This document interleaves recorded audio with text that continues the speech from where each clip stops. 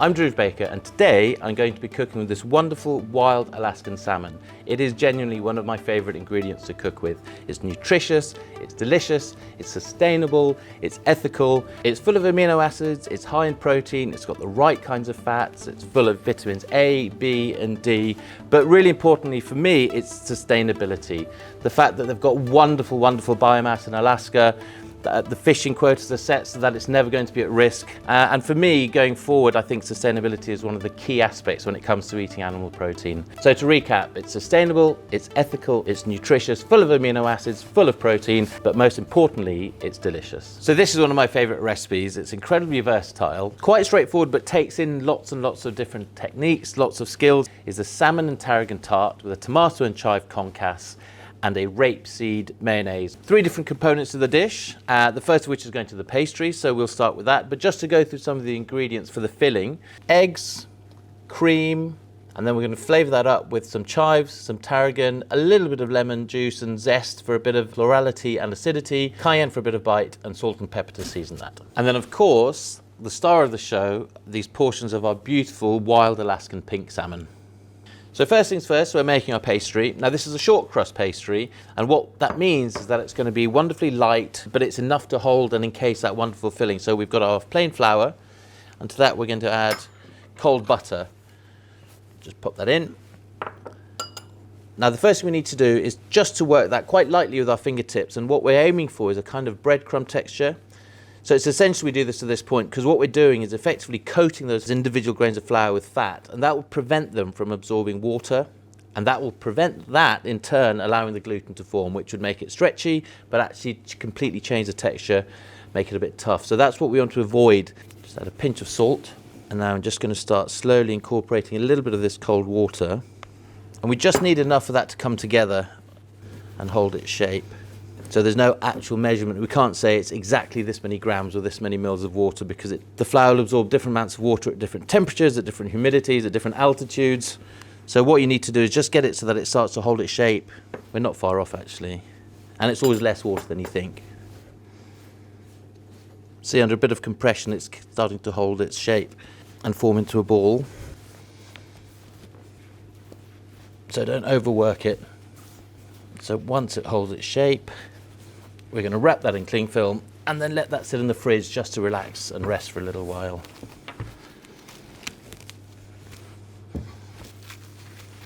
And straight into the fridge. The pastry's had its time in the fridge. It's now nice and chilled and quite firm to the touch. So what we're going to do is just get rid of that cling film. And now we're going to roll that out. So a little bit of flour to stop it sticking. The last thing you want to do is go to all that trouble and then have your pastry stick to the work surface immediately. And just roll that out. It does look like it's very crumbly, but that's okay. You can patch up any bits that tear, but it shouldn't be too bad. But roll it out quite thin. We're looking for about just under 1 centimetre or so.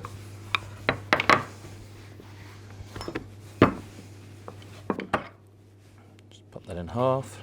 Now be quite gentle, but it is quite robust, the pastry, so don't worry too much about it. But what we're trying to do is get that right into the bottom of that tart case, which I have brushed very lightly with oil.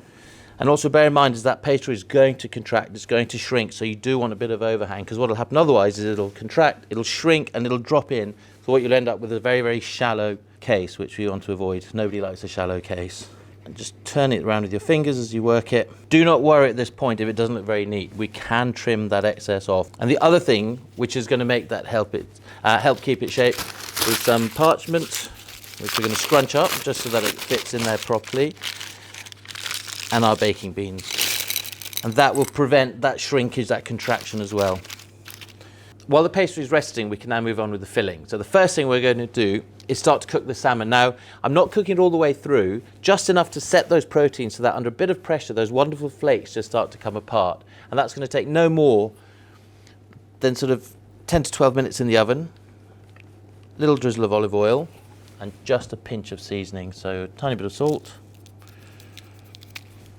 and a few twists of black pepper. Right, on with the filling now. So we've got our cream.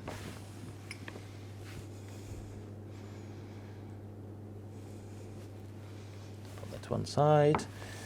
And our eggs. I always keep a little empty bowl while I'm working just to put all my rubbish in. In this case, it's going to be eggshells, but it just saves having to go back and forth to the bin and letting the whole area become a bit of a mess. So we're using 3 of these eggs. There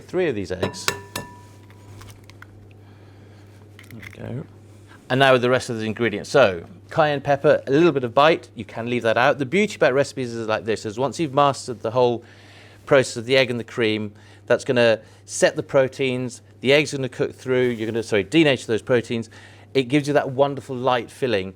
But you could add mace, you could add any number of herbs, you could omit anything you like. The base is going to be the same, but you can then tweak it. So chives, tarragon will give this wonderful, almost aniseed flavor, real freshness. And I think tarragon and salmon, especially this gorgeous wild Alaskan salmon, match made in heaven. A few twists of black pepper, another pinch of salt, and a bit of lemon zest. I love lemon zest in tarts like this. It adds freshness to it. There is a bit of fattiness in the salmon in a good way. That florality you get from lemon zest sits beautifully with salmon, whether it's smoked, whether it's fresh and cooked. It's just a great accompaniment, I think. You don't have to mix it too vigorously. We're just bringing it together just to break up those yolks. There we go. So pour that straight in. Scraping down the sides to get all of that lovely filling. So I'm going to get that salmon out. It's had long enough now. And just take it out the oven very carefully. And I'm going to set that to one side just so that it's cool enough to handle. And at that point, I'm just going to gently flake it up and we can carry on with the tart dish. There are chilled pastry cases. They've been in the fridge. They'll have set a little bit. So now those go into the oven to blind bake. We're all set to go now. Our pastry cases have come out. They've been blind baked. I've trimmed them down so they're nice and neat. Our salmon is cooked and ready to go in, and we've got our filling made up. So first stage is to pour half of the filling into our cases. So just pour them, fill it about 1/3 to 1/2 full, and then just gently flake it. And see how they come apart beautifully just along those natural seams. And the same on the other side. Now, obviously, I'm using small individual tart cases here, but you can make a larger one as part of a sort of centerpiece for a meal. It's entirely up to you. All of the principles and all of the techniques will be exactly the same. And now I'm just going to top that up again. Move that to one side. Now back into our preheated oven for the last time, and let these beautiful little tarts cook. We're now going to do one of the 2 garnishes we're doing with our tart, and this is a tomato concasse, which we're serving with chives. So adds a bit of freshness to the dish, some wonderful colour, a textural variation, and as I said earlier, a bit of freshness. So to start off with, we've got these lovely ripe tomatoes, and we're just going to cut a cross in the base. Don't go too far. All we're trying to do is score the skin, because the whole point of this exercise is to actually peel those tomatoes. So we now drop them into a pan of boiling water, and I'm just going to use a slotted spoon, and they're going to just go in there for about 20 to 30 seconds, no more than that, because what we're trying to do is just shock the skins off by then plunge them into ice cold water. If you leave them there too long, the tomatoes start to cook, they then become quite floury, and actually what should be a lovely fresh, almost like a salad, like a garnish, becomes this kind of powdery, slightly woolly, relatively unpleasant thing. So just pat our tomatoes dry. 1, it stops water going into the dish, which will kind of dilute the flavour, but 2, it just keeps your area a little bit neat and tidy. And then you'll see how those skins just come straight off. I'm not using a sharp knife at this point because we don't need to be chopping anything. It's just to get a grip onto those skins. We're going to be getting rid of all of that anyway, so that can go straight into that bowl. And you can see that that tomato is still completely raw. Had it stayed in too long, you'd have seen a lot of the flesh would have stuck to the skin.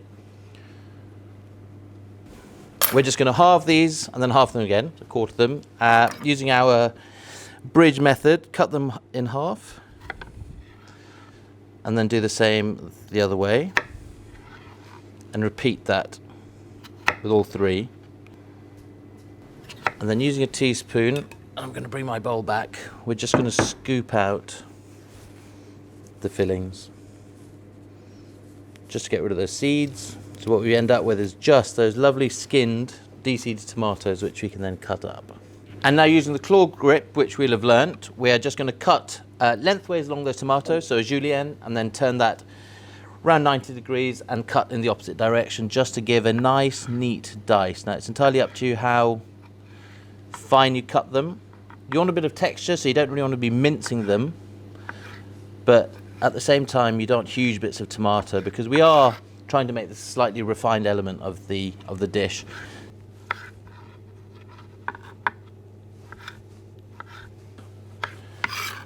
And that's all of the chopping, and using exactly the same method.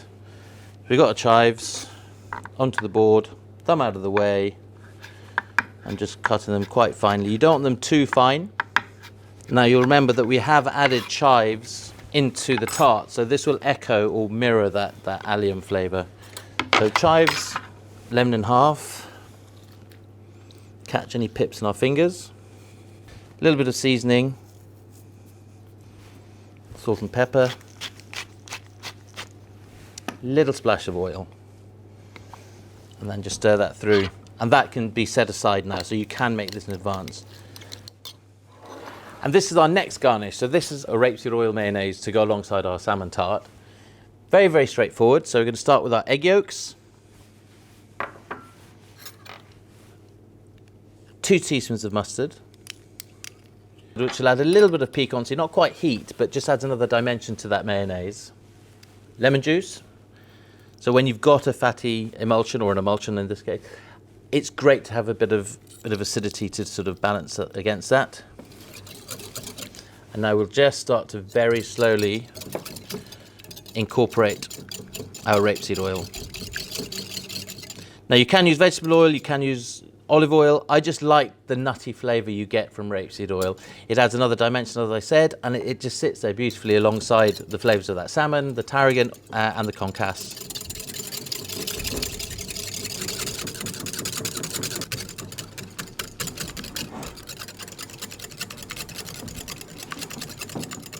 There we go.